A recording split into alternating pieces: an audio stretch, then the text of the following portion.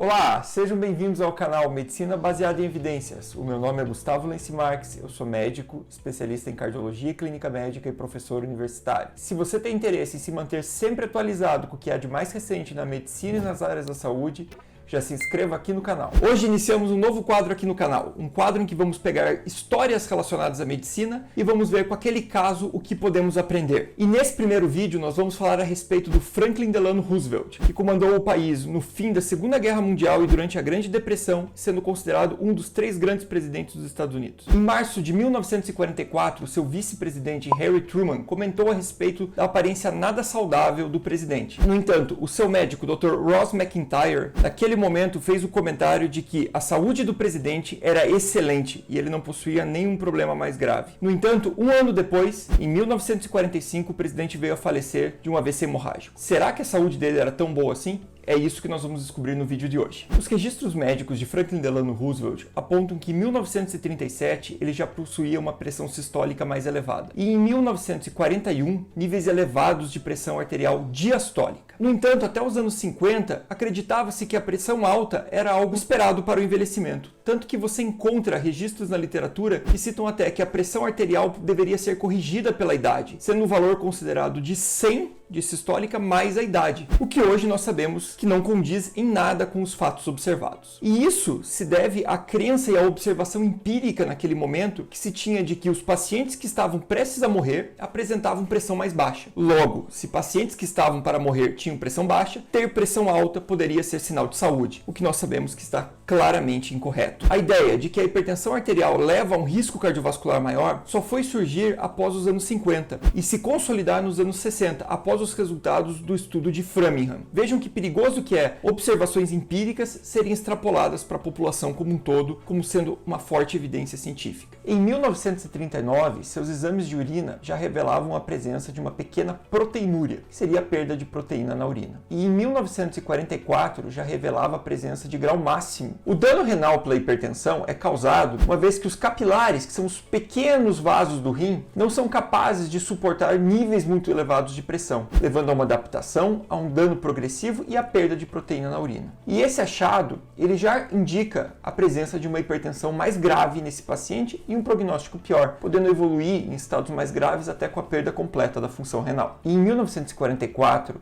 o seu médico descreveu que o presidente apresentava-se cianótico, com dificuldade para deitar, apresentando ortopneia, com o coração dilatado e com a presença de sopro sistólico em foco mitral. Esses sinais nos levam a pensar que o presidente apresentava já uma condição chamada insuficiência cardíaca. E essa condição acontece pois o coração, assim como qualquer músculo, ao estar submetido a um trabalho maior, passa a se dilatar cada vez mais, aumentando a pressão dentro dele, e isso acaba repercutindo lá no capilar pulmonar, levando ao extravasamento de líquido para dentro dos alvéolos, gerando assim a congestão pulmonar, que é percebida por meio da presença de crepitantes na ausculta, que é algo também relatado no prontuário do presidente nessa data. E nesse momento, ele já apresenta uma fase muito avançada da doença hipertensiva. Se não tratada adequadamente, pode levar a poucos anos de sobrevida. Naquele momento, Roosevelt recebeu orientações de tratamento farmacológico e não farmacológico. As medidas farmacológicas orientadas foram o uso de digitálicos e de diuréticos. Hoje nós sabemos que essas medicações não têm a capacidade de melhorar o prognóstico do paciente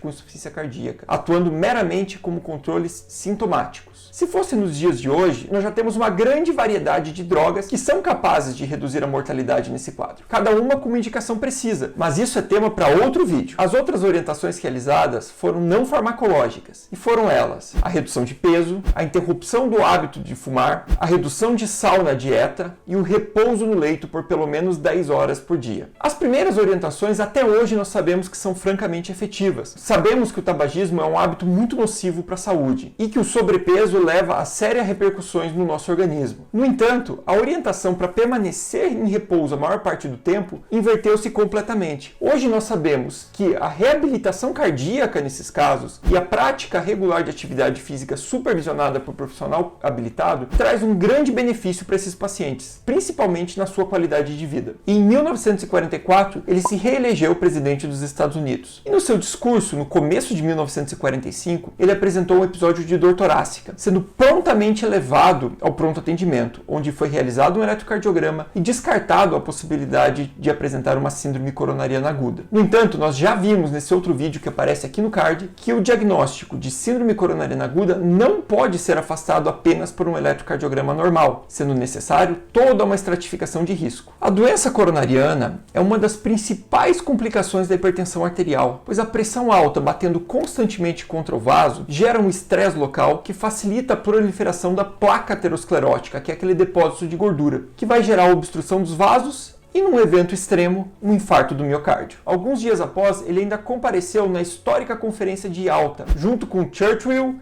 e Stalin, já nos fins da Segunda Guerra Mundial, e que definia a repartição das zonas de influência entre Oeste e Leste. E em fevereiro de 1945, o seu médico registra em prontuário que ele apresentava pulso alternante. O pulso alternante é um pulso que varia de amplitude a cada batimento cardíaco, e ele é indicativo de uma fase já muito avançada da insuficiência cardíaca, com o coração já entrando em estado de falência. E em abril daquele mesmo ano, aos 63 anos, o presidente apresentou uma elevação abrupta da pressão arterial, chegando a níveis de 300 por 190 milímetros de mercúrio, seguido de uma cefaleia em região posterior, confusão mental, rebaixamento do nível de consciência, e veio a falecer. A causa da sua morte foi um acidente vascular encefálico, um AVC. O AVC é uma séria complicação da hipertensão arterial e ele pode ser de dois tipos. AVC isquêmico, que seria aquele em que o fluxo de sangue é interrompido por uma região do cérebro, e o AVC hemorrágico, que seria aquele em que os vasos se rompem e ocorre um extravasamento de sangue. O de Franklin Delano Roosevelt foi um AVC do tipo hemorrágico, causado pela hipertensão crônica, que levou a pequenas lesões nos vasos, chamadas de microaneurismas de Charcot-Bouchat, que vieram a se romper,